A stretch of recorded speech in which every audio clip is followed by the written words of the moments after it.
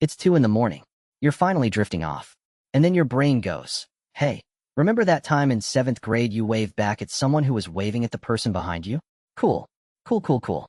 Guess we're awake now. Nothing triggered it. No reason.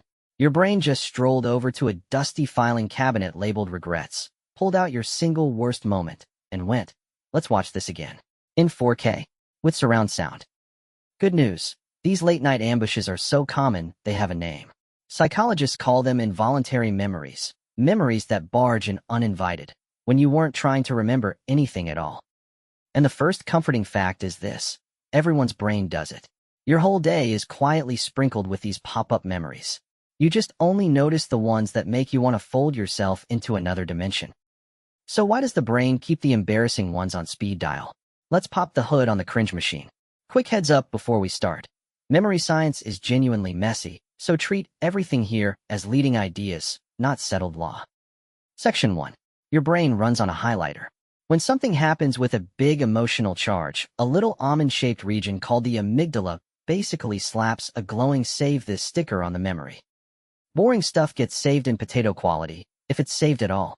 But emotional stuff, terror, joy, and oh yes, embarrassment, gets stored in crisp, high definition. It's why last Tuesday is a gray blur, but you remember exactly what you were wearing during the incident. And embarrassment gets an extra strong tag, because to your brain, social pain reads as danger. Research suggests being rejected or humiliated lights up some of the same circuitry as physical pain. So your brain files cringe right next to do not touch the hot stove. Section 2. The idle brain problem. Notice when these memories strike. It is never during a busy meeting. It's in bed, in the shower, on a long, quiet drive. The exact moments your mind has nothing else to chew on. When you're not locked onto a task, your brain doesn't power down. It slips into a kind of idle mode that researchers call the default mode network, and it starts wandering through your own personal highlight reel. Here's the trap. Your most emotional memories are the easiest ones to grab.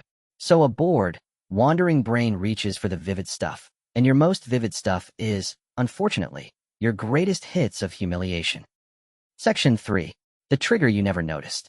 It feels totally random, but a lot of the time, it isn't. Involuntary memories are usually kicked off by a cue, a smell, a song, a word, a room that just happens to rhyme with the original disaster. You just don't consciously clock the trigger. Someone says a name, your brain quietly free associates, and 4 silent hops later you're suddenly reliving a moment from 2009 with absolutely no idea how you got here. Section 4. Why it feels so much worse now than it did then. Here's the cruel twist. Back when it actually happened, you might not have even been that embarrassed. The real pain shows up years later. That's because the version of you replaying it is a newer, upgraded model. Your social awareness leveled up. So your current, wiser brain stares at your past self and goes, oh no, oh and oh, we really did that, huh? You're judging a total beginner using a pro's rulebook. Past you was doing their absolute best with the skills they had at the time. And by the way, future you will definitely cringe at present you. It's upgrades all the way down.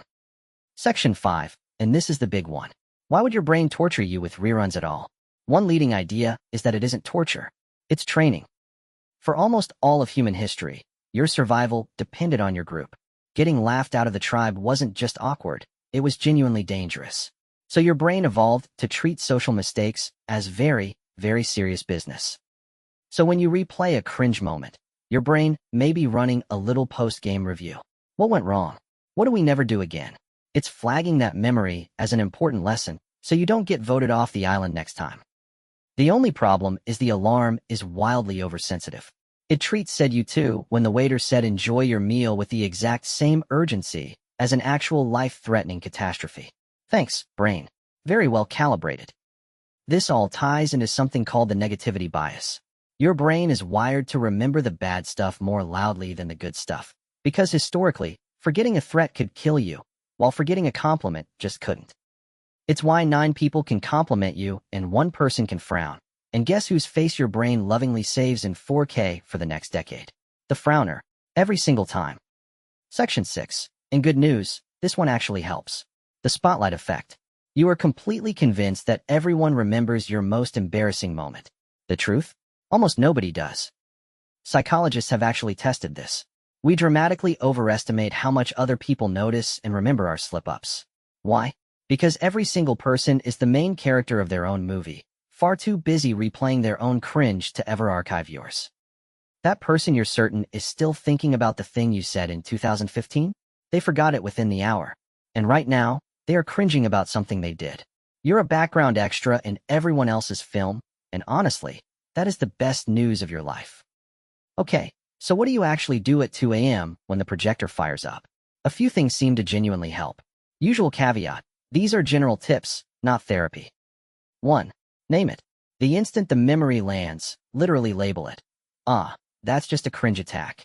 Naming a feeling hands it from your panicky, emotional brain over to your calmer thinking brain, and it quietly loses a chunk of its power.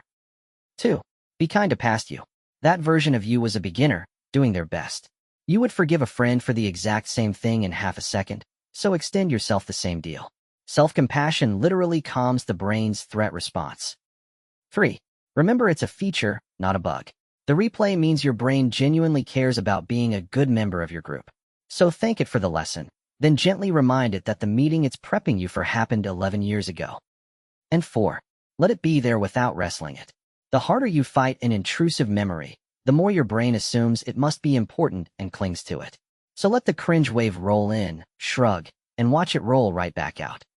So the next time your brain ambushes you with a decade-old blooper reel, remember what's really going on. It's not a glitch. It's an over-caffeinated, slightly outdated security guard who loves you very much and has absolutely zero chill. Everyone's got the blooper reel. Everyone's security guard is pulling the night shift. You are not uniquely awkward. You are just uniquely aware of your own footage. So be kind to past you, name the cringe when it hits, and maybe, just maybe, actually get some sleep. If your brain replayed one of your own moments while watching this, and we both know it did, smash that like button, subscribe to Curious Doodle, and tell me in the comments which decade your brain loves to revisit. Misery loves company.